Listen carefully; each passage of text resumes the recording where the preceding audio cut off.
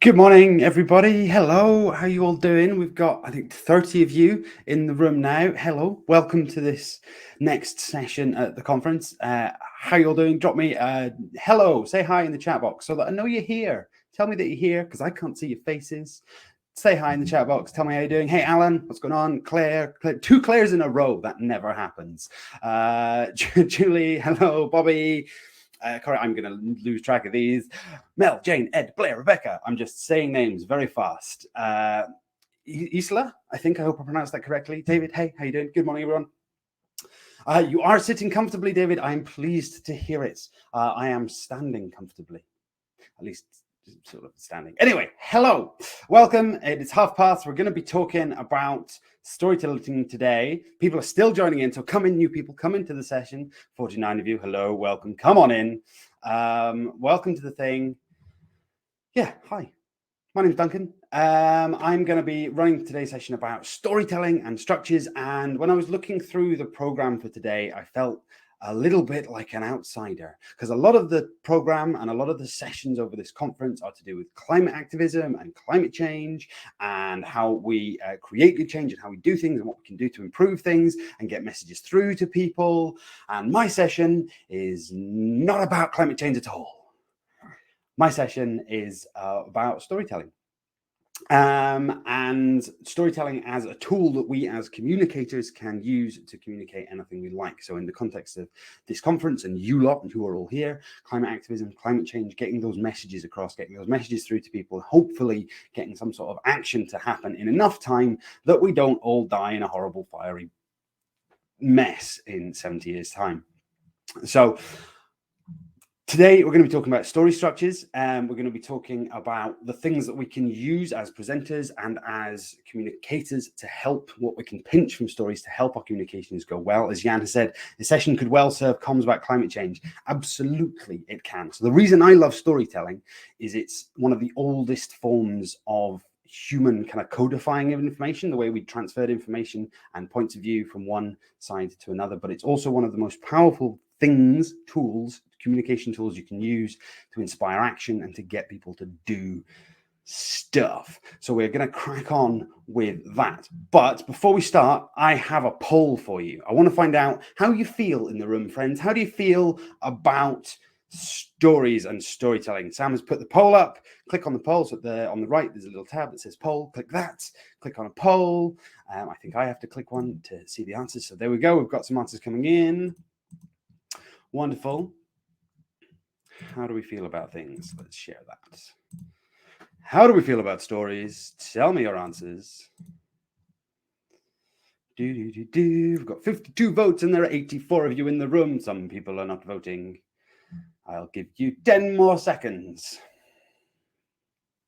9, 8, 7, 6, 5, 4.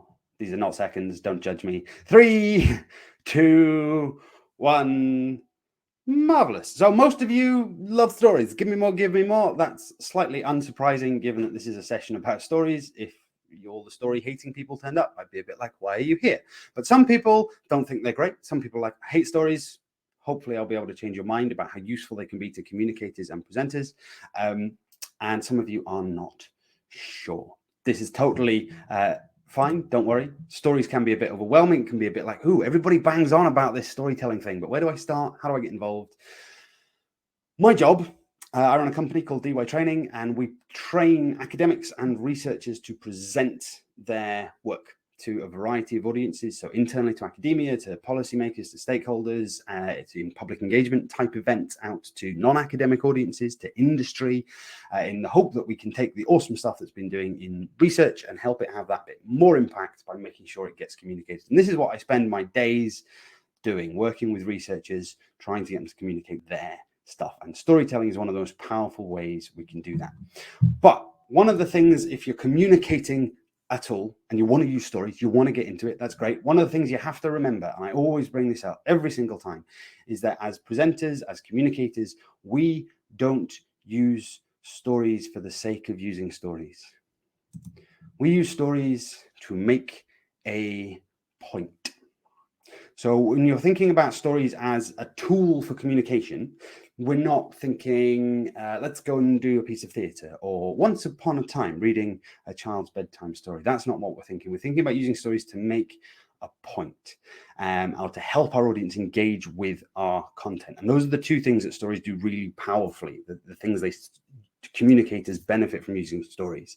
They help us make points and interesting in different ways, and they engage our audiences. Particularly, they engage our audiences emotionally. They can a great tool for getting people to care about stuff, for getting people to invest in things, for getting people to listen to some of the other bits of maybe your communication or your talk, the stats and the data and the proof, the slightly drier stuff. If you've got some storytelling in there as well, it provides a little bit of more kind of rich emotional content for people to dive into, to see them through looking at the stats and make them care about the stats and the data. So that's why we use stories, but don't use them just because. You want to be using them to help you make a point or to help add that bit of emotional engagement. We're going to have a couple of activities as we go today. So use the Q&A box, please, to ask questions, and then Sam can field them to me, or I can look at them as we go. Do use the chat box to talk to each other or to talk to me. I'll keep half an eye on it. But if you've got formal questions, use the Q&A, because I'm going to be getting you to do stuff in the chat box. It's a slightly practical sessions. So first thing to hold in your head, stories must have a point. If you're using a story in a communication, always ask yourself why. What are you doing with it? What are you trying to achieve by using that story? It's just a kind of disclaimer at the start. Storytelling is really powerful. It works on two. Q&A currently disabled. Oh, Sam, can we fix Q&A currently disabled? I'm happy to drop questions in as we go. I'll have a look at them when people are doing activities, and we can jump in on things. Hopefully Sam will get that sorted and you can do Q&As. Sorry about that, Emily. So stories, broadly speaking, work through two mechanisms.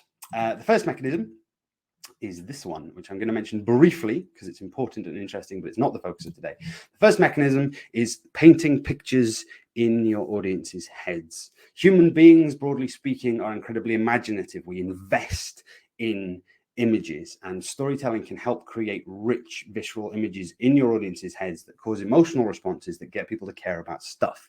I caught the tail end of the first session this morning, and Voltaire told an amazing story about just very brief, very quick little story. Didn't feel like a huge deal, but it was a little anecdote, a story about the hotel he was in being flooded during a storm, and journalists having to go to the top floor to shelter from the storm. The power of images is not something that is new to climate activism and or any sort of activism and tools of persuasion, but it works with actual pictures, but it also works with word pictures, and storytelling comes in there. But that's not what today is about. I wanted to highlight it as a thing that storytelling does. Today is about the other bit that makes stories work, the other interesting bit, and this is going to be your first exercise. Your first task, friends. You are going to need something to write with and something to write on. So grab a pen and a piece of paper, or open a Word document and get ready. When you've got those things, tell me in the chat box that you are ready to go, so I know you are ready to go. I'm getting really hot, so the jumper's coming off. Ready to go, ready to go, ready to go. Amazing. Everybody's ready. Claire was born ready. Yes, you were, Claire. Let's do this. Okay. I am going to put up a sentence, the start of a story on the screen, and I would like you to complete the sentence. We're going to bash through this pretty quickly, okay? So, first line, I'm going to put up the start of a sentence. You finish the line, then I'll put up the next line of sentence. You finish the line, I'll put the next line of sentence. You finish the line, and so on. And you will write a story. Okay, that's the plan. Hopefully it'll all work. We're going to go quite fast, so don't be writing Lord of the Rings or Anna Karenina here. Just the first thing that comes into your head. Story writing. Okay, this is an exercise I pinched from Pixar, the people who do the animated films. So first line of your story is: once upon a time there was. Once upon a time there was what? What was there? It can be connected to the conference and the subjects that we're talking about today, to climate and activism, or it can be totally separate. It can just be out of the gem of your imagination or connected to your work in some other way. So Bobby's written it in the chat. You don't have to write it in the chat, Bobby, but you can. If everybody did, we'd get a really confusing menage of loads of tiny little bits of stories, because there's how many? There's 100 of you in here. We'd have 100 story starts all at once. So don't everybody write it in the chat. Bobby and Emma have matched it though. Cool. Once upon a time there was. We've got a tiny glowing seed, a fly, and a great big building. A great thing. But don't everybody write it in the chat because that will just get chaotic. Okay, next line of your story. Every day. Every day, what? I don't know. It's your story. Every day, what? Every day, what?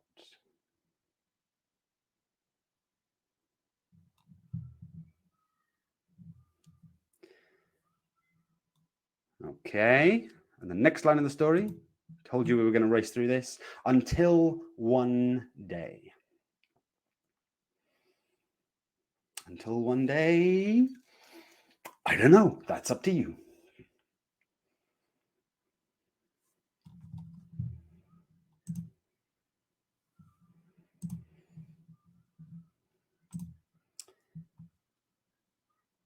And the next line, because of that,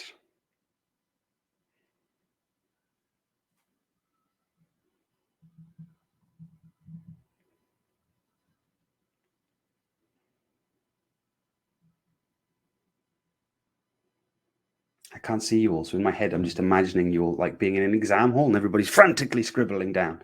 The next line of your story is because of that. So the same sentence, but with more emphasis on the that this time. We're nearly there. Nearly at the end of the story. Dun, dun, dun.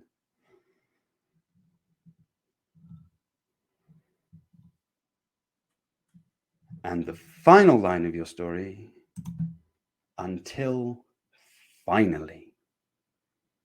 Until finally.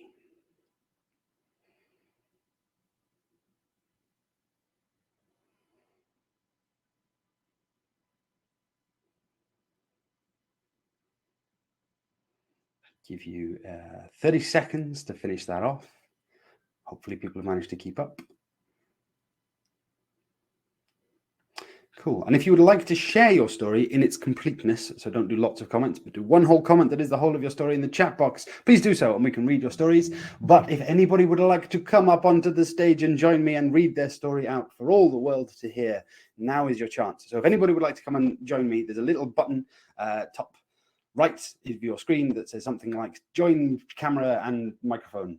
Click that button and then Sam, one lucky person will be first and Sam will let you in. This is where Sam's going, Duncan, nobody's clicked the button. If nobody clicks the button, that's fine. But if somebody clicks the button, Sam will send you up here to come and join me and you can read your story for everybody else.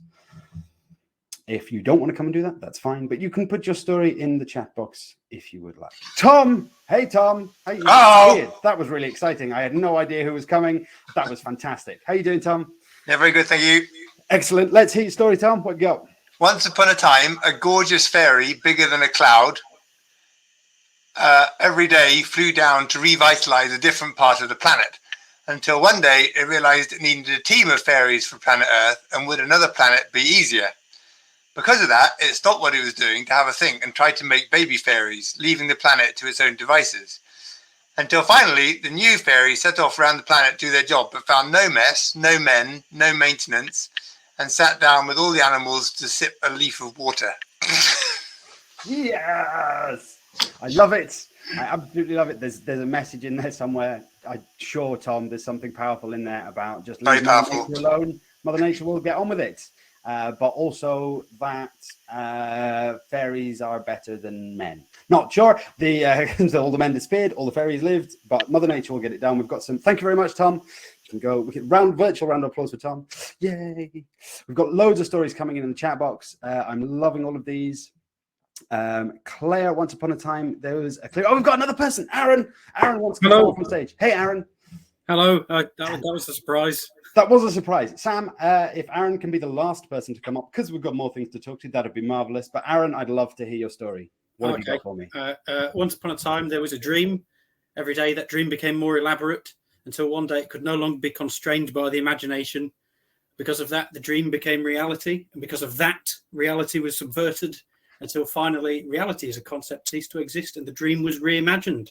Ah, I love it. It's I don't entirely know what it means, but I love it. Circular storytelling. Yeah, I love it. Dream big and we can change the world is what I take from that. Or dream big and we can collapse our own sense of reality and rebuild it in a different image. All of which is relevant for the sorts of challenges faced by those of us involved in climate activism. Thank you very much, Aaron. Round of applause for Aaron. That was fantastic. Go away. I can't control anything. Sam is sitting in the background like a magic genie controlling things. Cool. We've got some lovely stories in the chat box. Coming in, I was about to read Claire's. Let's read Claire's right at the top. Once upon a time, there was a clearing in the forest. Every day she would visit and share stories with the forest folk who lived there until one day there was no forest. Because of that, the words faded, and because of that, her stories died until finally there was no stories left in the world. Oh, Claire, that's a deep, dark story. And actually quite reminiscent of a lot of folktales have stories about the death of storytelling or the death of music or the death of song because they don't get retold, which is a really interesting point. So thank you for that. I'm loving the stories in the chat box. Thanks very much, everybody, for joining in and having fun. Read those stories, have a think about them. We are going to move on because the thing I wanted to do this exercise with you is about the second thing that storytelling or stories do that get people interested and get people engaged. And that thing is plot. Stories have plot. Dun, dun, dun. It's a thing that moves the action on, right? So in this particular story structure, the plot is a very simple series of cause and effect events. Something happens that causes something else to happen, that causes something else to happen, that causes something else to happen, until we get to whatever the resolution or the end is going to be. So plot is the thing that drives the story forward. So if you're using stories and you want to keep your audience with you and keep them going, you're going to have stuff, things that happen, thoughts, people that appear, incidents that cause something else to happen. And audiences keep watching, keep listening, keep reading, keep paying attention to stories because we want to know what's going to happen in the end, right? We know how stories work. We want to know what's going to happen. And so that marching on of cause and effect, that plot, keeps people interested and keeps people wanting to know what's going to happen next. So plot is what we're focusing on kind of for the rest of today. Now, there's often something deep that drives plot. So plot is the series of cause and events that cause a thing to happen or cause a story to progress.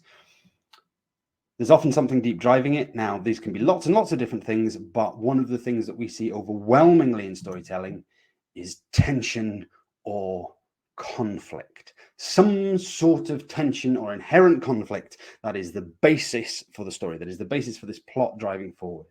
You get them all over the place. They can be big ones, they can be little ones, good versus evil, me versus my lunch, humanity versus an obsession with putting material objects onto emotional means of satisfaction, leading to the ultimate collapse of civilization and resource management. Right, we get big stories and we get small stories and we get big and small tensions. And you can have multiple tensions within a story and multiple things going on.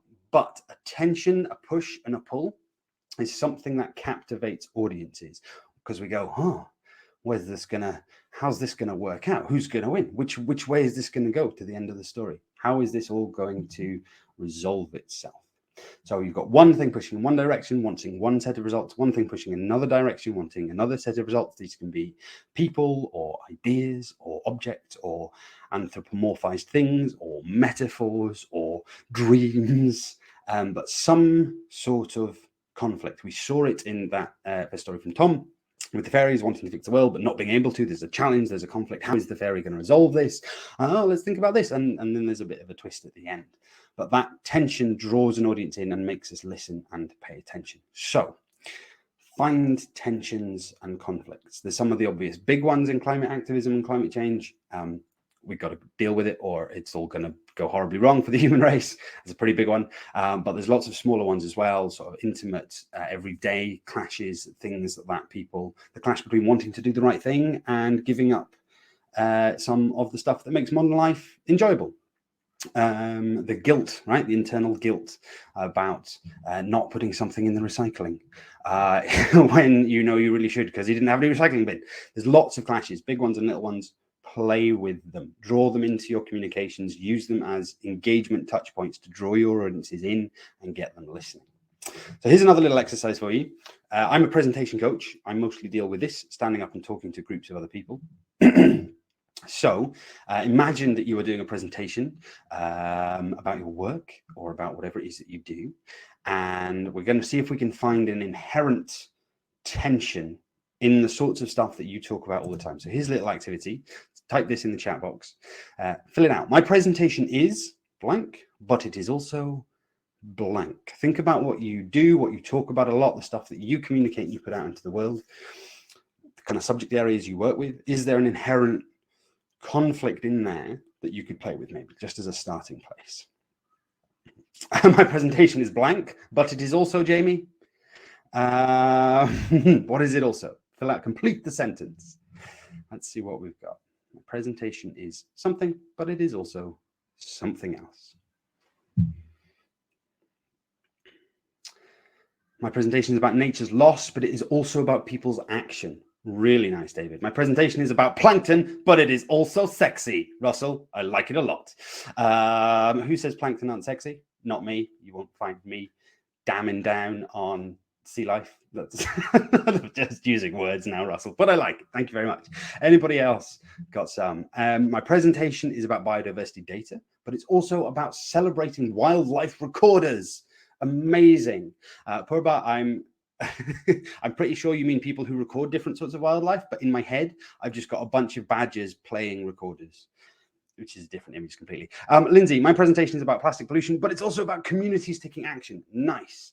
My presentation is about increasing youth engagement, but it's also about, but it's also given to the wrong people. Ah, nice. So it's about doing this, but we do it for the wrong people. It's informative, but it's also controversial, Claire. One of the things I love about this game, we're going to see more and more in the comments, they're marvelous. One of the things I love about this game is it gives you if you're struggling to think of an interesting structure for a talk or a presentation or a piece of comms, this will give you an instant structure because you can set up 2 lines of it's about this thing and this thing, and where these 2 things cross over, or where these 2 things clash, or where these 2 things rub against each other, or is one going to come out on top and become more important? Is the other one going to become more important? Are they going to find some sort of sense of compromise?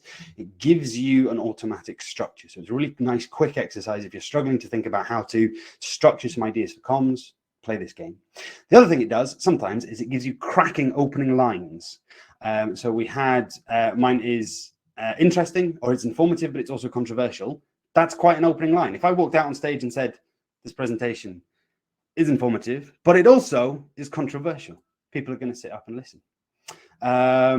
Claire, that's a lovely opening line. My presentation is about loss, but it's also about inspiring communities. I want to listen to that presentation. Don't know about the rest of you. So you can use it as a quick, easy, cheat opening line for a bit of comms. And use it as a deeper structure if you so wish. Okay. Boom, boom, boom. Let's dive deeper. I called this session Storytelling Structures. I'm giving you loads of stuff today, friends. Don't worry if some of it is new. Don't worry if some of it is doesn't sit quite right with what you think you're going to need, or what you can use, or what you can utilize. Let the ideas sit in your head over the next week, over the rest of the conference, and they'll filter down, and some of them might be useful, some of them might not. When it comes to storytelling and presenting, there are no rules. It is about what works for you and your content and your audiences. So all the stuff I'm talking about today and the structures I'm going to talk about now, take the stuff that is useful to you and the bits of it that you think might help. Don't worry about the stuff that you don't think is going to help. It's not a one size fits all. It's not a concrete rule. It's about thinking a little bit differently about how we communicate and how we can pinch shapes and structures from storytellers to help us communicate whatever we want to communicate. So, structures. We talked about plot. Plot is the thing that drives us, our interest, and drives us to want to know what's going on, cause and effect. This thing happens, this thing happens, this thing happens. Structure is similar, overlaps a bit, but slightly different as well. In my head, the simplest way I can find to phrase it or to think about it is that structure is the order in which your audience experiences the thing, the story, the tale, the communication. So, although stuff happens in time linearly, this thing happens and this thing happens and this thing happens, we don't have to tell it linearly. We can jump around in time. We can start at the end and come back. We can start in the middle. We can move around. The order in which your audience experiences the stuff can be different depending what you want to do, what you want to talk about, the points you want to make. And I'm going to share a few structures and points about structure that I think are really useful for communicators. But first of all, I have a very, very special gold star for the first person in the chat box to tell me the classic 3 parts to traditional storytelling. What are the classic 3 parts of traditional storytelling? I have a gold star. Who's going to get it? Immediate note to self: never do this with 100 people in the room. Claire Porter, you got it first. Start, middle, and end. Here you go. There's a gold star. I hope you treasure it always and stick it on your favorite jumper. It is, of course, beginning, middle, end. This idea is old. Aristotle is credited as coming up with this idea, Greek dude with a big beard, because he thought that stories should mirror life. So stories, if you're telling a story, it should have a beginning and a middle end, because life has a beginning bit and a middle bit and an end bit, which is fine. The trouble is, over the years of communicating and talking and speaking, this beginning, middle, end has got twisted and warped into something terrible. And that terrible thing is introduction, content, summary. When you're thinking about how to structure your content, your communications, and you're tempted to go, I'm going to do an introduction, and then I'm going to do my bit, and then I'm going to do a summary about what I just told them, try and avoid it. It can be done well, but it is the gateway structure, not the great way structure, the gateway structure to the worst crime you can do to a story structure.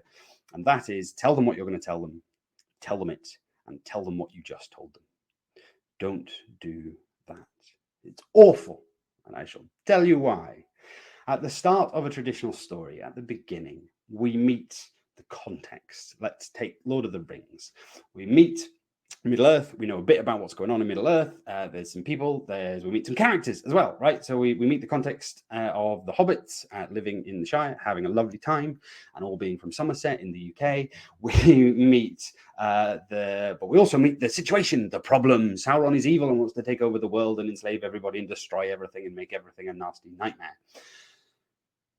So we meet the characters. We meet Frodo. We meet Sauron, who is evil. We meet the context, the world, and we meet this inherent problem. And why do we keep watching? Why do we stay interested? Because we know we've got a bit of a tension here. We know how stories work. We know that Frodo is going to have to try and defeat Sauron and save the world. But how is he going to do it? To find out, you've got to watch 3 hours of extended edition director's cut of the movies, or indeed read the book. So we keep watching because we're curious. We keep watching because we want to find out what happens next. If Lord of the Rings was tell them what you're going to tell them it, and tell them what you told them, it would go something like this.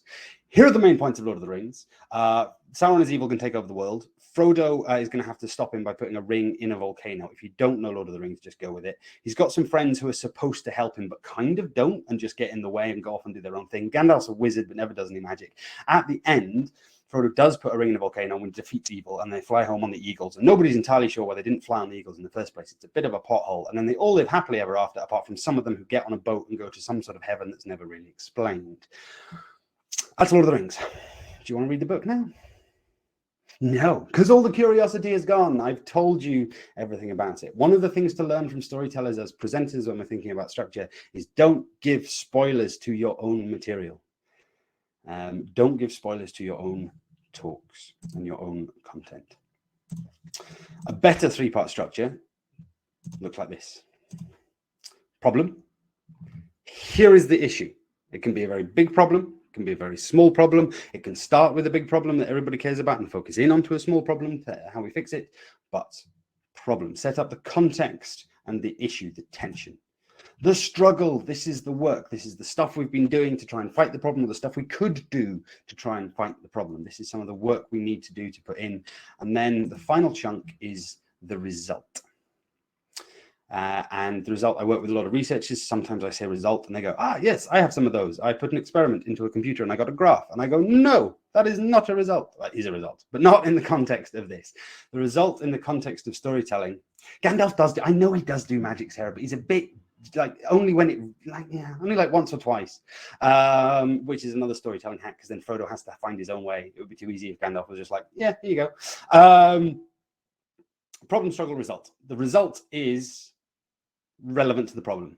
So the result is, how has our struggle, how has the work we've been doing or what we've been trying to do or the story I've told you in the middle, how has that changed how we see the problem?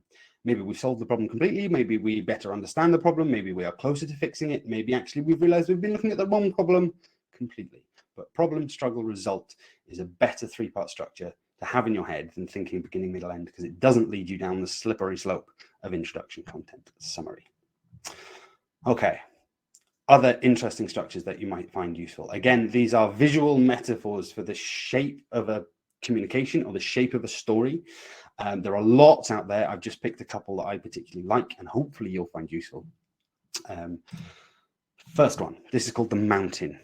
This is particularly useful for talking about something through time. So reporting on a project or telling somebody about how you went out and you did some stuff and this happened and this happened and this happened, that kind of chronological, a bit like the Pixar story we talked about at the start.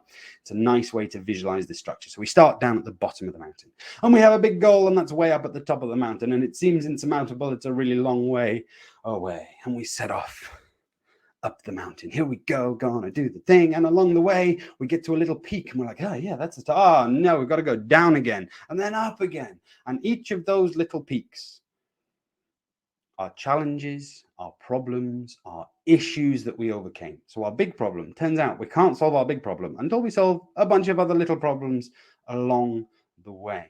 When you're reporting on a project, it's quite tempting to go, yeah, we got the brief. We knew what we wanted to do. We set out, we did the stuff, we completed the project. Boom, lost it.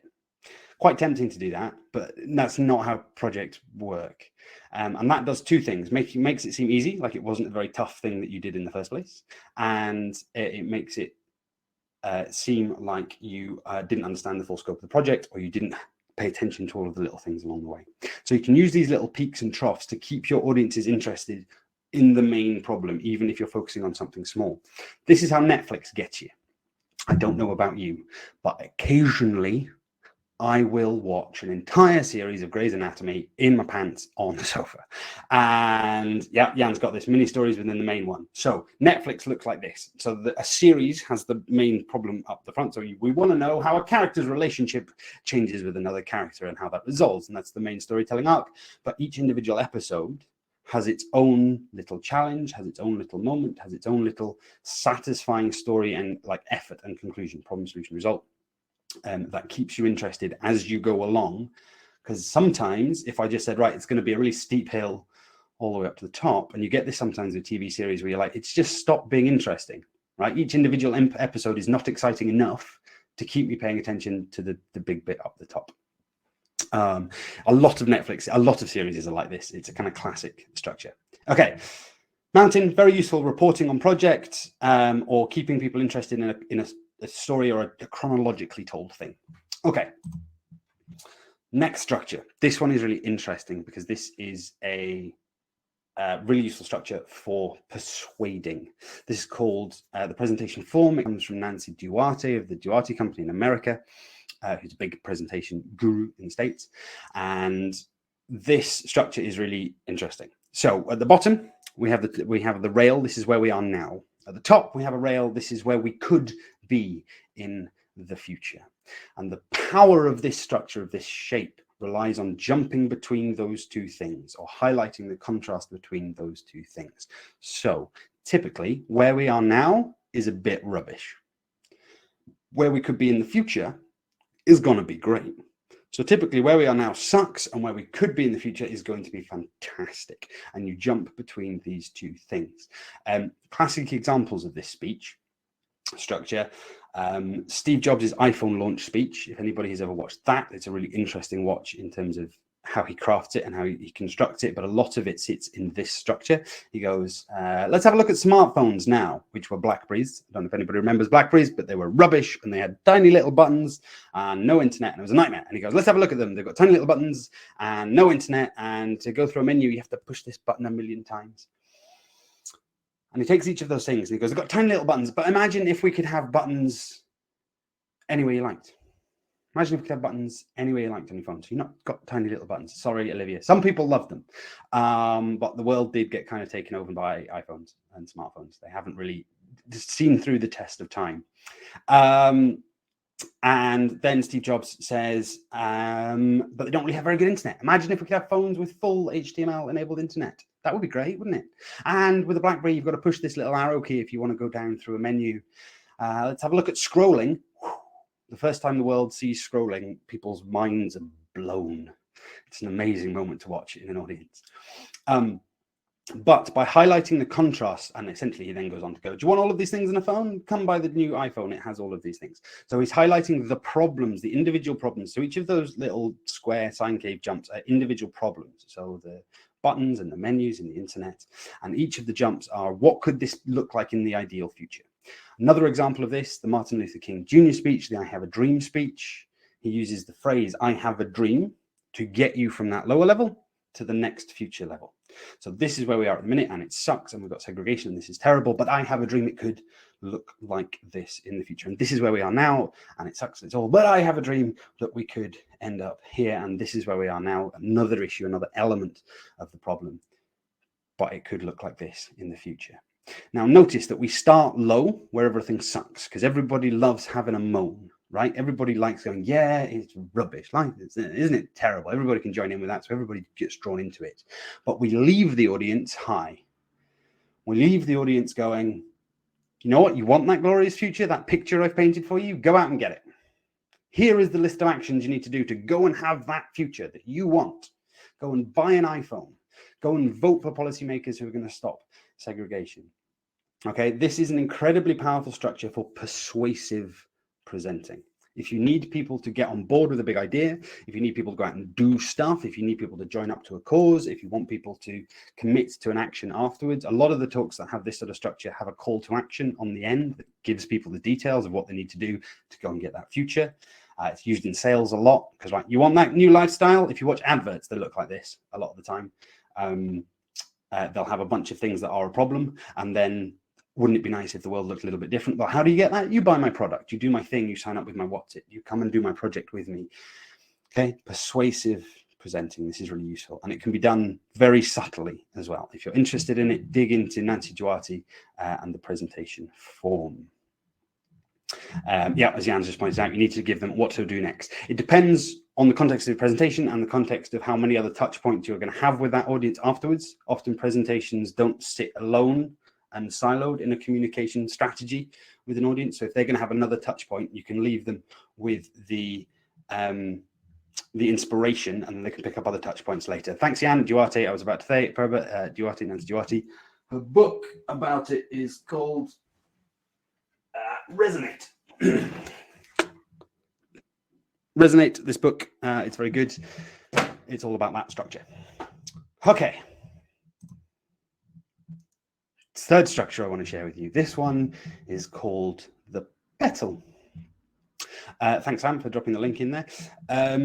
This structure is called the petal. It's really useful when you want to focus on one specific main point or one takeaway for your audience. And that's that yellow bit in the middle, one thing you want. When I was at school, I was just taught to write history essays. Here's a theory, and firstly, secondly, thirdly, fourthly, moreover, in addition to, you were never allowed fifthly and sixthly, and I don't know why, but that was the thing, right? Here's my main point, here's my main argument, and then each of these petals is a thing that backs up that argument. So it's an example, it's a story, an anecdote that illustrates it a little bit better, it's something else. So it's really good for hammering home one specific argument.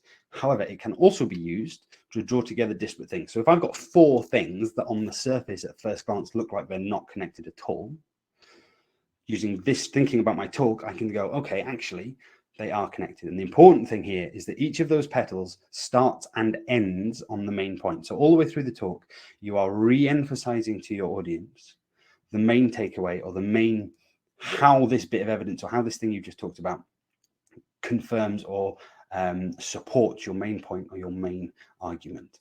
So it bounces around like that. The other thing that's really useful for is when you've got multiple speakers. So if you're running a conference like this and you've got a bunch of different speakers coming and doing a joint session, I don't know if anyone has sat in a conference with multiple speakers, and sometimes it doesn't feel like one talk, it feels like 4 talks all at once for disparate talks. If you get them to do this, each speaker starts and ends on the main focal point of the talk. And from the audience's point of view, it feels like the talk has a clear focus. So it's really good for bringing different perspectives together, but leaving the audience with a clear message is another nice little structure that you can use. There are heaps of different storytelling shapes, different structures out there. Go Google story shapes, story structures. The 7 classic plots will give you a slightly different take on stories. That's more to do with things that drive stories along. But there's lots and lots out there. Do explore it, do use it. As I say, there are no rules to any of this. The bits that kind of click and you go, this shape is going to help me construct this bit of communication. Great, use it. Sometimes I just use a shape for planning. I'll start out and I'll be like, right, I'm going to do the mountain. And I start the mountain, it helps me get my ideas in order. And then the final talk doesn't look anything like the mountain. But use these to help you think about the order in which your audience is experiencing things, experiencing the content, and what is going to be most powerful to them. So the mountain takes us on a journey from start. We see the struggles and the issues to the final successful end. Sparklines is about starting with the issues that everyone can relate to and leaving us with inspiration that we want to go out and get. The petal is about reinforcing a single main point as we go through. But think about how your audience is experiencing the points you are making and the order that is coming in. It's a big wide world out there. If you want to know more or more resources, get in touch with me on Twitter. If you're on Twitter, that's my handle in the top corner, D_Yellowlees. Or indeed, you can get in touch with me from my website, duncanyellowlees.com is there. In the final minute, I'm going to mention Community, which is a project I'm working on. So if there's any researchers in the room, I'm working on a project to create a space for researchers to share best practice and do peer-to-peer learning about presentations and communicating their work and communicating their research. So follow me, get in touch, keep an eye on that. It should be coming live in the next month or so. It's very exciting. But do get in touch if you want to talk more, if you've got more questions, if I can provide help or assistance with your projects, I'd be absolutely delighted to. Otherwise, let's have a look if we've got any questions. I've got 5 minutes left for questions and or comments in the box. But that is a whistle-top tour of some of the important stuff I found that presenters and communicators can nick from storytellers. I hope it's been useful. Cool. Sam's back. He's not back. He is back. I don't know. Lots of people saying thanks. Thank you very much, everybody. Thank you. Do follow me on Twitter. I put out presentation tips and tricks and what have yous fairly regularly and talk about this stuff. I do spend most of my time in the research world, but I work with industry and business as well. Lots of thanks. And a question. Is that a question?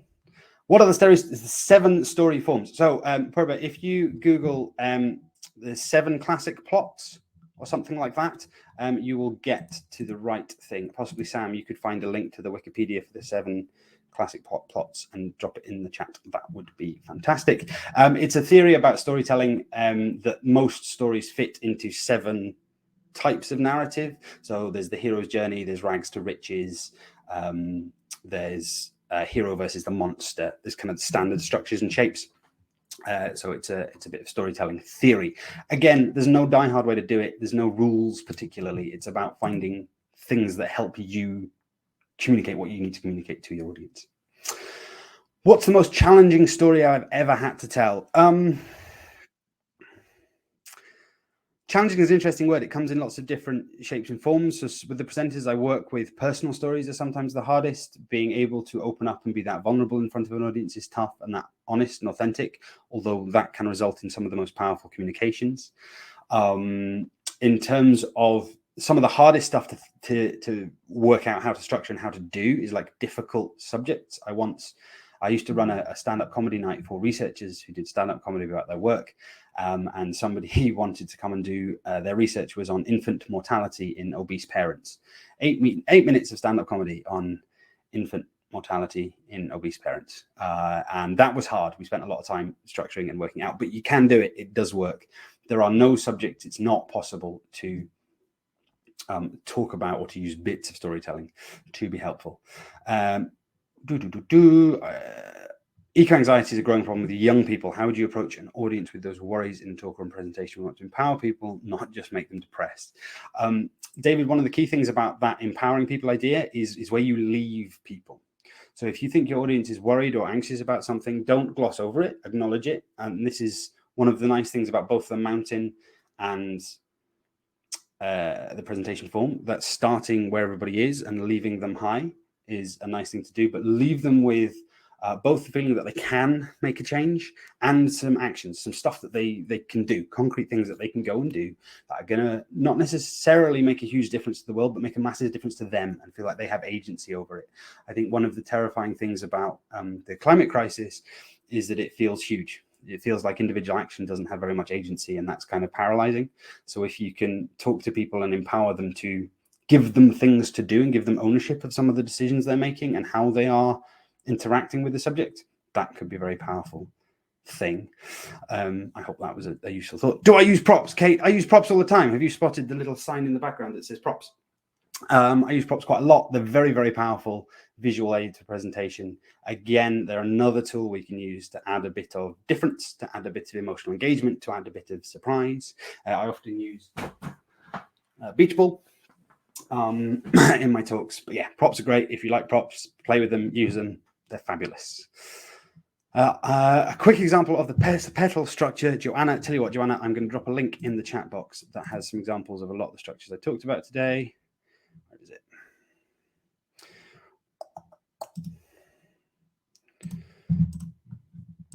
There we are.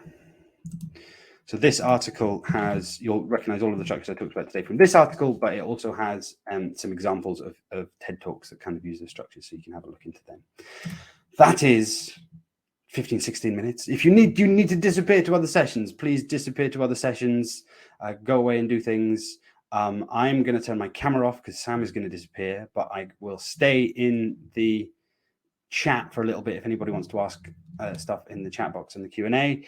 Otherwise, get in touch with me by my website or Twitter, and I'd be really happy to hear from you and talk to you. Hopefully it's been useful.